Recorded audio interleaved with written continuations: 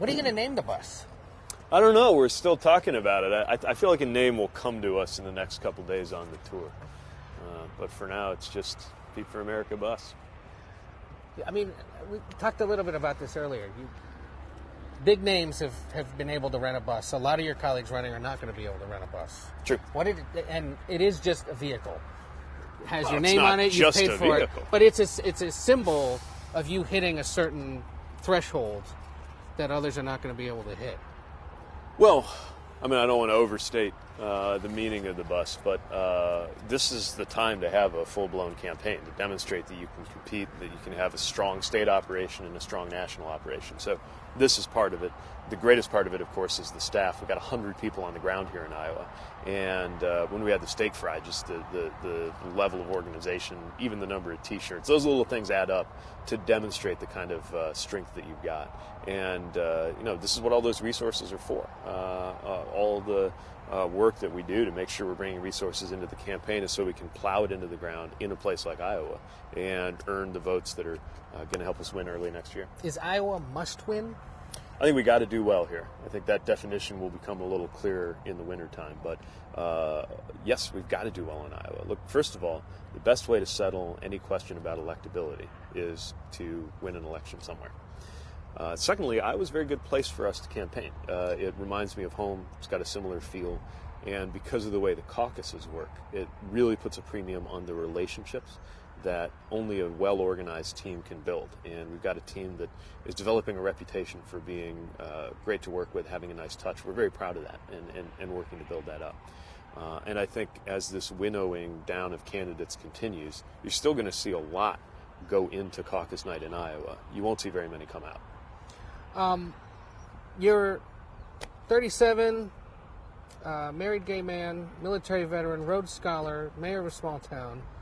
Is there something else about you that America should know? Well, all kinds of things, and that's what we're seeking to demonstrate on the campaign. But I think the biggest thing is to think about what kind of president you want. I am passionate about this country, but as I think anybody who sees me knows, I'm not inclined to holler or wave my arms about it. I think America's ready for more or less the opposite of the president we've got now. And it's important for me to demonstrate, not just in terms of the policies I want to put forward, but frankly the style of presidency I want to create. One that makes everybody feel included, one that establishes a sense of belonging, one that mixes the strength that is required to get something done with the inclusion that's required to make all of America part of this project. So we're being told that you can either have bold action needed to move our country forward, or we can unify the country. And in my view, we absolutely have to do both. We won't be able to do bold things if we're not unified around it. We can't be polarized around something as existential as climate change or as important as dealing with health. But we also can't have half measures, and we can't just tinker. We've got to have solutions that are as ambitious as anything that's been tried in the last half century, or we just won't get the job done, and then we'll still be living in the conditions that allowed a guy like Donald Trump to get to be president in the first place. You're a millennial. I'm a millennial. You know the knock on millennials from older people. Is that fair? I mean, what is it that they're getting wrong about our generation? Well, I'm not sure that everybody understands how hardworking people are in this generation, and they'll definitely be seeing how hardworking I am just by virtue of the way this campaign unfolds, and the same is true for everybody on our team.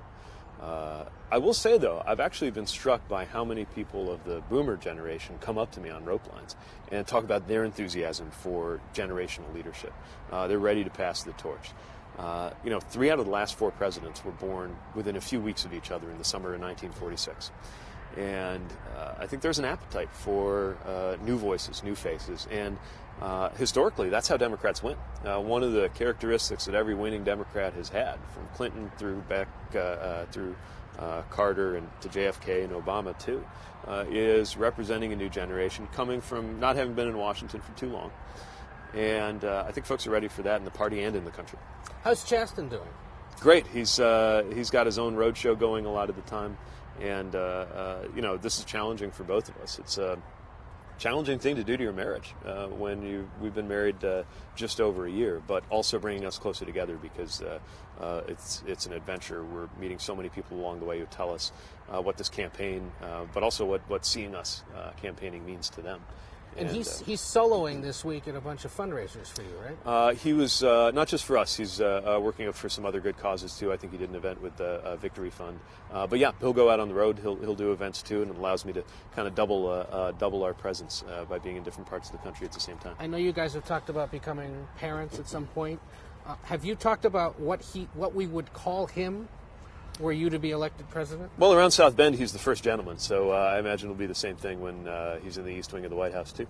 You think the nation's ready for a first gentleman? Yeah, and I think they're definitely ready for a first gentleman like Chasten. He's just got a great way with people. He's great with kids. He's passionate about education, and he will do so much to build people up. I can't wait to see him in that role. All right. Mayor, you've been generous with your time. Safe travels on the bus. Thank you. Across Iowa, and we'll see you soon.